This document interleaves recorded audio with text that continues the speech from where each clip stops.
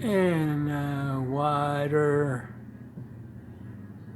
Okay, we're looking at a space between two lanais. It's, you know, you can tell from the shade out here. Oh, this part of the house is over top of the master bedroom and such, so we get zero natural light on the wall of our master suite or the pantry. And part of the kitchen is also always in shade. And plus, there's not only this shades this, and then the other one shades that. And then we have air circulation through all that. And except for this one wall, all the rest of them have a 37-inch window going into the core. So there's plenty of natural ventilation.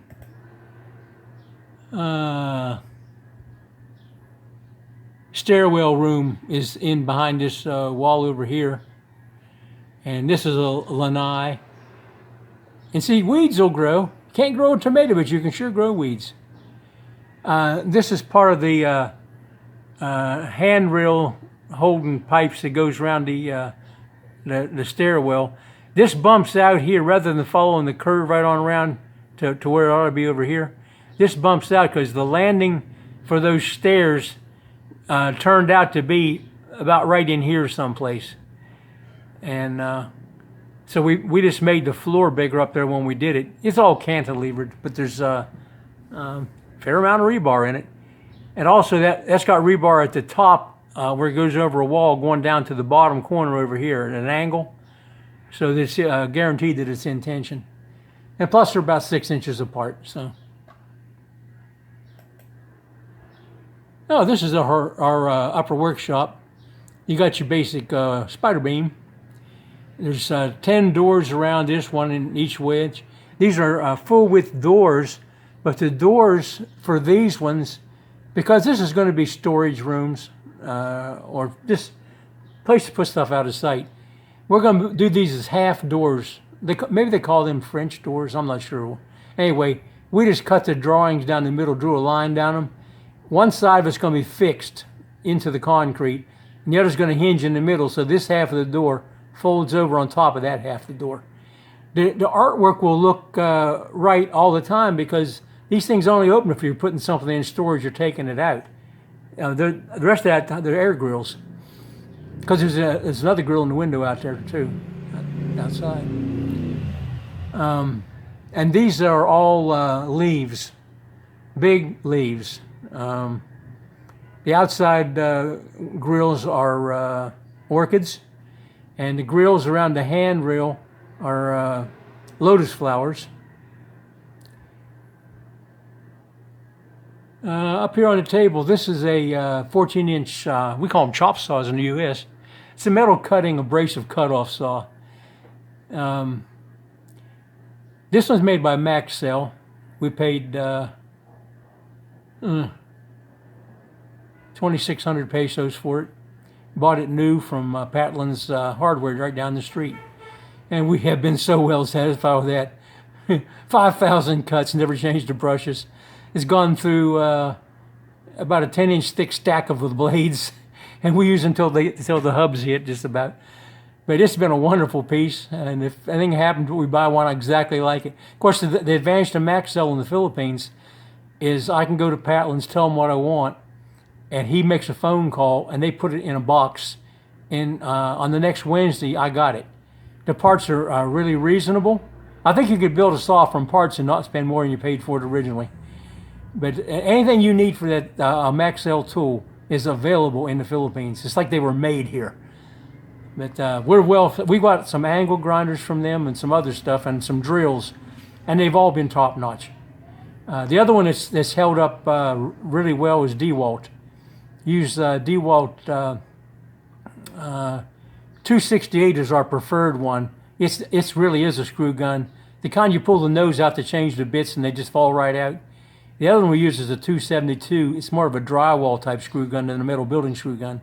And those have that magnetic nose cone, and you have to take pliers to pull the bits out. We got a couple guys can grab them with their fingers and pull them out of there. I can't. I got to have pliers. And I was a 330-pound guy at one time, and I can't get them out of there. Okay, the work table, we built this specifically to be a work table. We took the two of our sheets of phenolic board off and changed facings. This is the side that would have been out against the 2x3s, you know, between inside of the form, not the side the concrete's on. So we put the best sides up. The wood underneath it was all special bought just for this. It's dimensional lumber from Malaysia. Bought it what they call the recycled wood store, but it's all brand new. They do have recycled wood, mostly shipping stuff from pallets and things that came in on container ships. But this Malaysian lumber is pricey, but it's fairly knot-free. There's no cracks, checks, wane edges. It's perfectly straight. So we did that, and underneath of it is a bunch of experienced lumber, aka used cocoa lumber. And it looks like a bunch of stuff though under the table. That's actually all braces. They're running some of them from the bottom to the top, some running angles this way and that, some running keeping the bottom rectangles right. So there's two stands going from your left to your right there. And the plywood things, phenolic boards are turned 90 to it that locks it all together. And laying across the stands are 2x3 cocoa sleepers.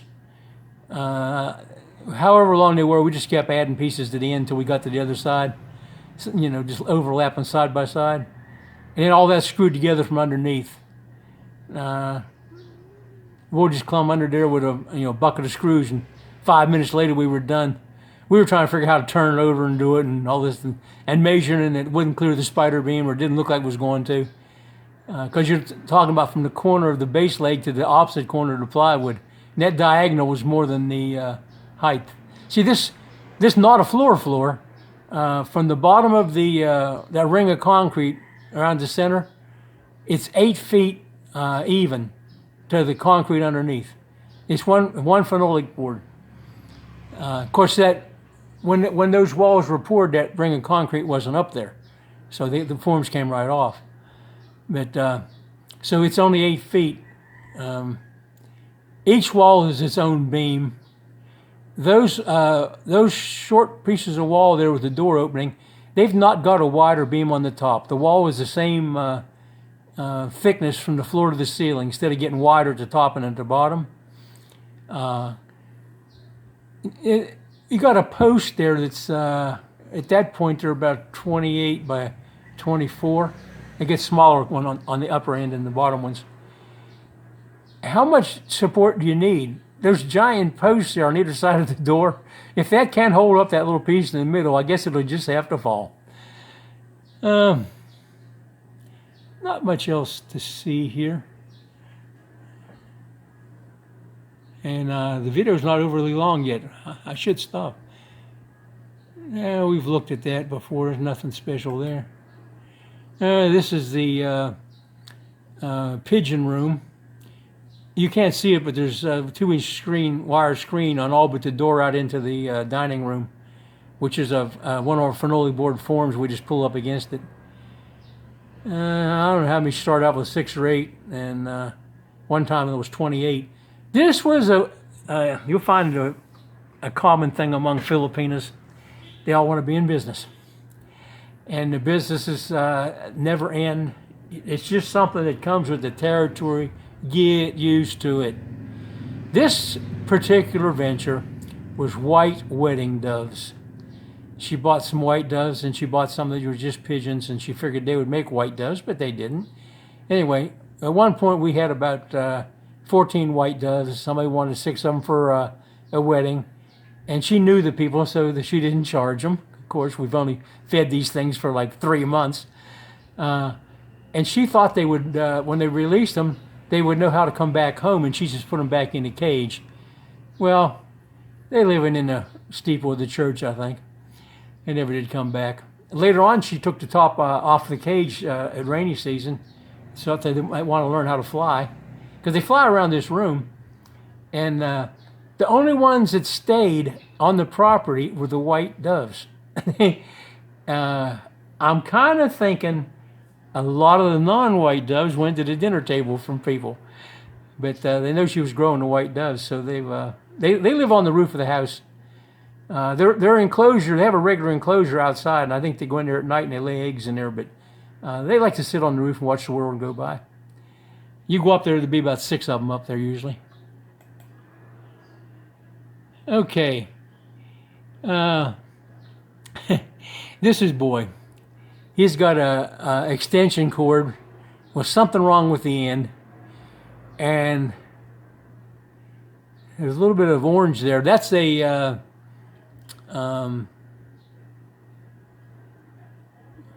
well, it's a Maxell drill, but it's the the lower quality range, about half the price.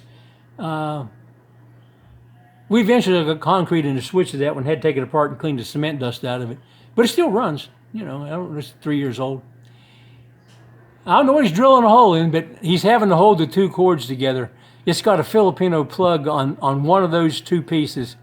You know where they have you'll take a round plug, it'll take one, like a 20 amp plug, one sideways, one straight, take a US plug. None of them are tight. If he lets go of that, the extension cord is going to fall right on out of it. I think that drill has a 2 round prong things and probably a little white plastic adapter that you buy in the Philippines. And he's holding that whole stack together. Now, if he was going to use it all day, he'd have electrical tape wrapped around it, holding it together. Sometimes you take a piece of wire and hook it around the bottom. Oh, you can't see it. I just looked in the actual camera. There he is. He's got all those cords wrapped together in his left hand. And the orange hat is Boyette's. Apparently he's not wearing his hat inside the house. I wonder how many pictures we've talked about things that are out of frame. Okay, this one with the camera got jerked. This is Benji. We started Boy doing the ornamental iron. And when we had Merienda, he just enjoyed doing it so much you couldn't get him to come down to Merienda. He just kept on making ornamental iron. So during Merienda, Benji would go up there and just see what was going on. He spent his Merienda up here in the loft. And I come up one day and they were both making parts for something. And I was thinking, Benji, aren't you supposed to be doing such and such? He says, oh yeah. And he'd run out and go down what he's supposed to be doing. So I went up after Merienda about 4 or 5 more times over the next couple of weeks. He was up there every day doing something during Merienda.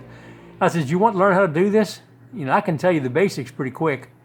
Because Benji understands English. He's got an accent. It's hard to understand him, but he understands me. So I says, we start at the end. You can't go back and change a bend in the middle. You change ones on either side. That's the big hint. Next is how you measure them. Get this piece of braided rope, and you just put the braided rope over the shape of the line, and you carry it over to the bar, and you put a paint marker line across it. Then you carry the rope back, and you get the next one. And we number every piece on the drawing. They're full-scale drawings. We number every piece on the drawing, and we number the things as he marks them.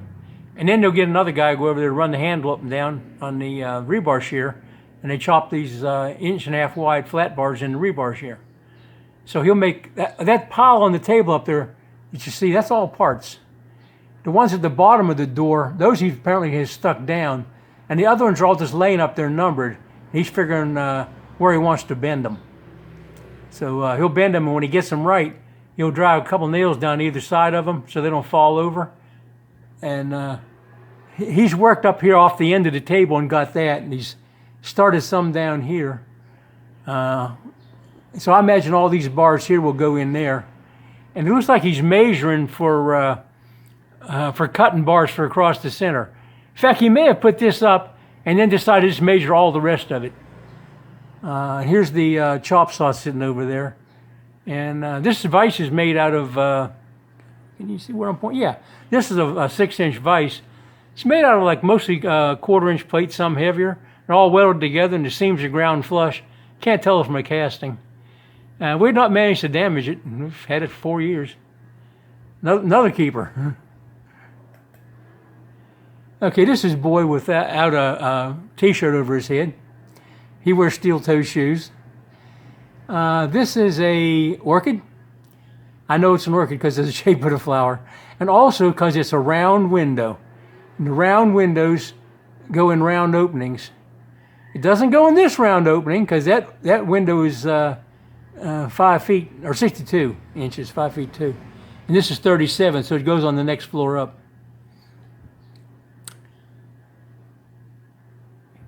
I don't know why they were cutting down there, but but they were apparently. And that's just as blurred. But same guy, same window. We'll get a better picture of this later. This is our finished artwork mound. It's all around this little, not a room, upstairs room. These are seahorses, and that's a leaf. Orchids over here, no telling what else is in there. Oh, just give you some idea of scale on this stuff. This is a nautilus shell. It goes in a door. On top of it is an orchid laying. Paint bucket from a gallon of Boyson paint. That tells you about how big the artwork is. Over here we got some kind of a leatherback turtle. I don't know what that is. It's mostly flowers and leaves on that side. That looks like it's some kind of a creature, though. I'm not exactly sure what that is. But you can see from the density back there, there's a lot of iron been bent. Okay, this one's obviously a lobster. That's probably the same turtle. It looks like he's sitting on a whole stack of orchid windows. Still don't know what that over there is. It's probably 2 or 3 on top of each other. That's why you can't tell what it is.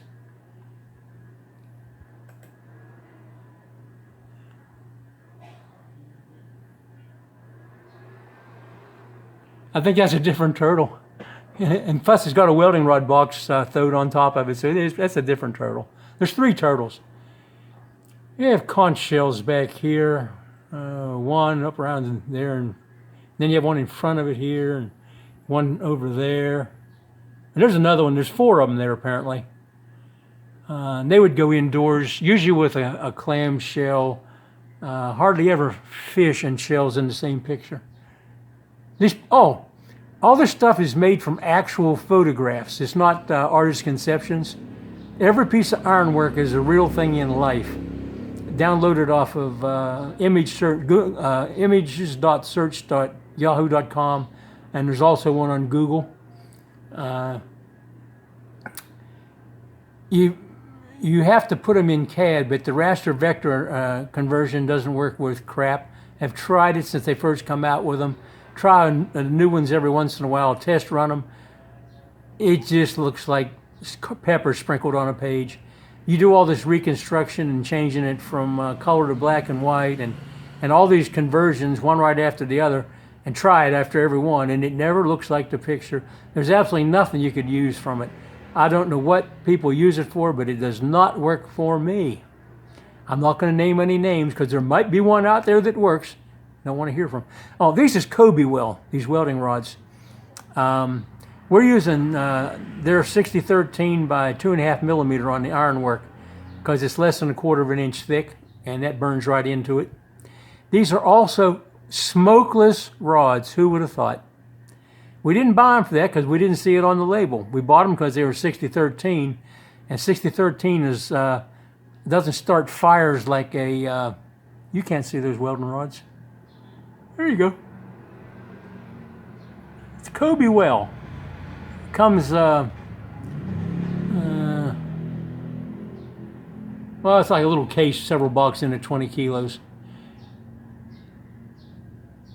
That's a good place to stop. Let's stop this one.